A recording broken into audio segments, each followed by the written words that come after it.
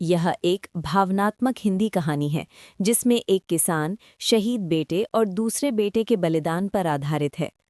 कहानी का शीर्षक है मिट्टी का कर्ज। गांव का नाम था देवपर।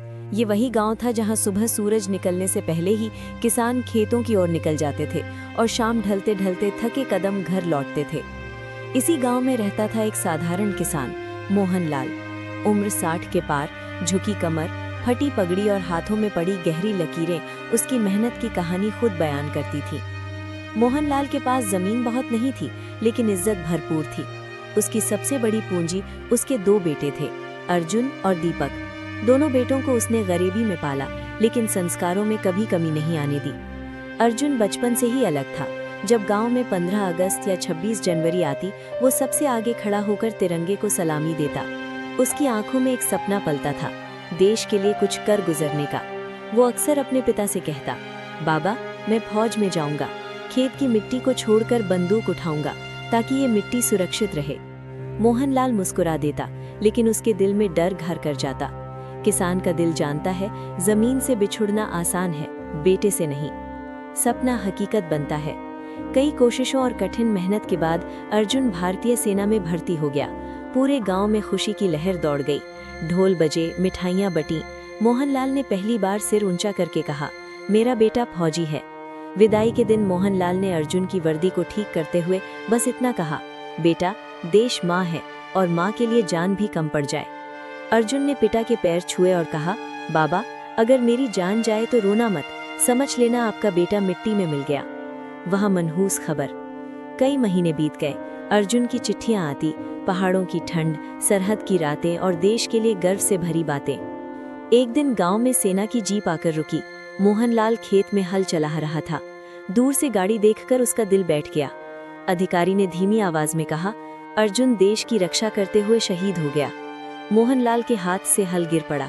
उसकी आंखों के सामने अंधेरा छा गया। घर में माँ की चीखें गूंज उठी।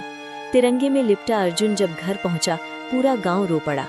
मोहनलाल ने कांपते हाथों से बेटे का माथा छुआ और कहा, तू किसान का बेटा था और देश का सपूत बन गया। टूटी उम्मीद, जिंदा हौसला। दिन बीतते गए, लेकिन घर में सन्नाटा बस गया। माँ की आंखों से आंसू सूख चुके थे। मोहनलाल अब चुप रहने लगा था। खेत वही थे, लेकिन हल भारी हो गया था। इन्हीं दिनों छोटा बेटा दीपक सब कुछ देख रहा था। पिता की झुकी कमर, माँ की सूनी आंखें और घर की खामोशी उसे अंदर से तोड़ रही थी। एक रात दीपक ने पिता के सामने सिर झुकाकर कहा, बाबा, अर्जुन भैया अधूरा सपना छोड़ गए हैं, उनकी जगह अब मैं देश की सेवा करूंगा। मोहनलाल का दिल कांप उठा। वो चीख पड़ा, नहीं दीपक, एक बेटा खो चुका हूँ, दूसरा नहीं खो सकता।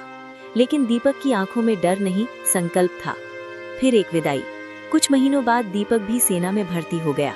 विदाई के दिन मोहनलाल ने बेटे को गले लगाया। इस बार आंसू रोककर बस इतना कहा, बेटा, लौट आना, चाहे वर्दी में हो या सादे कपड़ों में। दीपक ने जवाब दिया, बाबा, कोशिश करूंगा, लेकिन अगर न लौटा तो समझ लेना आपने 2 बेटे नहीं, 2 सपूत पैदा किए थे। एक दिन दीपक को ड्यूटी करते समय एक आतंकीवादी की मुठभेड़ में गोली लग जाती है और ये खबर जब उसके बाबा मोहनलाल को मिली, तब वो जमीन पर गिरकर बेहोश हो जाते हैं। गांव वाले उनको अस्पताल ले जाते हैं तो पता चला कि दीपक जिंदा है। फिर मोहनलाल को होश आती है। फिर दीपक फिर अपने बाबा से मिलने घर छुट्टी लेके आता है।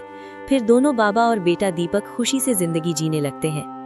आज मोहनलाल खेत में अकेला काम करता है।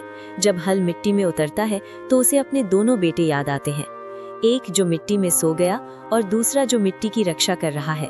वह रोज आसमान की ओर देखकर कहता है, हे भगवान, मेरे बेटों की रक्षा करना, एक तेरे पास है, दूसरा तेरे भरोसे। मोहनलाल जानता है, उसकी फसल भले कम हो जाए, लेकिन उसके बेटों ने इस देश की धरती को अमर कर दिया है। कहानी से सीख मिलती है, यह कहानी सिर्फ एक किसान की नहीं, बल्कि उस हर पिता की है जिसका बेटा देश के लिए सब कुछ कुर्बान कर देता है।